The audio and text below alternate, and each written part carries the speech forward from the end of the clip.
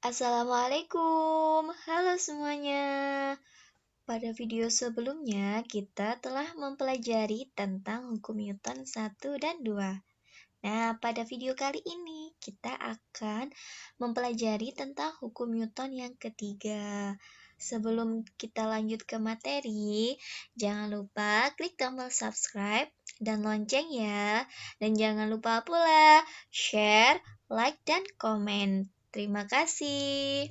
Nah, langsung saja kita ke materi. Hukum Newton 3. Bunyinya, jika Anda memberi gaya pada suatu benda atau gaya aksi, Anda akan mendapatkan gaya yang sama besar, tetapi arahnya berlawanan atau gaya reaksi dengan gaya yang Anda berikan. Nah, di sini hukum Newton 3, ketika kita memberi gaya pada suatu benda, maka gaya yang akan kita dapatkan itu sama besar namun berlawanan. Dari sini sudah paham kan bagaimana bunyi hukum Newton 3? Nah, lebih mudahnya coba kita lihat contohnya. Nah, contohnya yaitu cara kerja roket. Bagaimana cara kerja roket? Nah, ketika mesin atau api memberi dorongan ke bawah, maka roket akan meluncur ke atas. Nah, di situ ada aksi yaitu mesin mendorong ke bawah dan reaksinya yaitu roket meluncur ke atas. Contoh lagi, ketika kita berenang, apa yang terjadi ketika kita mendorongkan kaki kita ke arah tembok? Nah, kita akan bisa berenang ke depan, bukan? Nah di situ terdapat aksi kaki mendorong ke tembok. Nah, reaksinya kita dapat meluncur ke depan untuk bisa berenang. Nah, sudah paham kan bagaimana contoh dari hukum Newton 3 ini? Nah, selanjutnya sehingga hukum Newton 3 ini dapat diformulasikan sebagai F aksi sama dengan negatif F reaksi. Nah, di mana tanda negatif itu menunjukkan arah gaya yang berlawanan. Dengan demikian dapat disimpulkan bahwa syarat-syarat gaya aksi reaksi adalah gaya bekerja dengan arah yang berlawanan. Besar gaya sama karena sistemnya diam dan bekerja pada benda yang berbeda. Nah, contoh salah satu dari aplikasi hukum Newton 3 ini yaitu ada gaya gesek. Gaya gesek ini sering sekali kita ketemui dalam kehidupan sehari-hari dalam berbagai banyak hal, baik yang menguntungkan maupun merugikan. Nah, contoh gaya gesek dari yang menguntungkan. Yang pertama, gaya gesek antara sepatu dan lantai. Nah, kalau tidak ada gaya gesek, maka kita akan mudah sekali terjatuh. Seperti halnya ketika kita berjalan di atas air. Nah, apa yang terjadi? Kita mudah untuk terjatuh. Iya, bukan? Nah, yang kedua yaitu sistem pengereman. Sistem pengereman pada mobil, pada motor, atau sepeda pancal.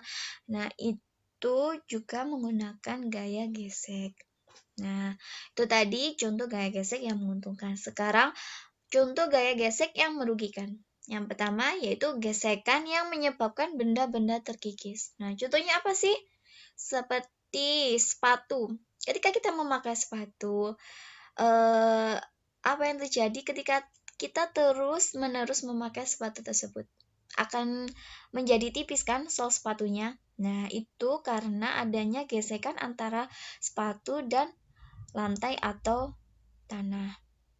Nah, sehingga dia menyebabkan sepatu itu terkikis karena gaya gesek itu tadi. Nah, yang kedua yaitu gesekan pada mesin. Nah, karena gesekan terus-menerus membuat mesin akan menjadi rusak, gampang rusak gitu kan. Nah, itu tadi contoh gaya gesek yang menguntungkan dan merugikan. Nah, gaya gesek itu selalu memiliki arah yang berlawanan dengan arah gerak. Jadi, biasanya ketika ada suatu benda, ketika kita memberi gaya ke kanan, biasanya gaya geseknya yaitu berlawanan. Jadi gaya geseknya itu ke arah kiri. Nah, biasanya dilambangkan itu berdekatan dengan tanah atau permukaan. Jadi ketika kita memberi gaya ke kanan, maka gaya geseknya yaitu ke kiri, dan selalu panahnya itu berdekatan dengan permukaan atau tanah. Nah, contoh soal deh. Ada contoh soal gaya 100 Newton diberikan untuk menarik benda sebesar 2,5 kg di atas meja. Bila gaya gesek di meja adalah 20 Newton, hitunglah resultan benda dan percepatan yang dialami oleh benda. Jadi, apa yang harus kita cari atau yang ditanya yaitu resultan benda atau resultan gaya dan percepatan.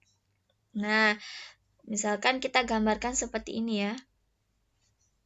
Kita gambarkan seperti ini. Ini meja dan ini masanya. 2,5 kilo. Nah, ketika kita memberi gaya misalkan ke kanan ya, kita akan menarik benda ke kanan. Kita beri gayanya 100 Newton. Nah, gaya geseknya yaitu 20 Newton.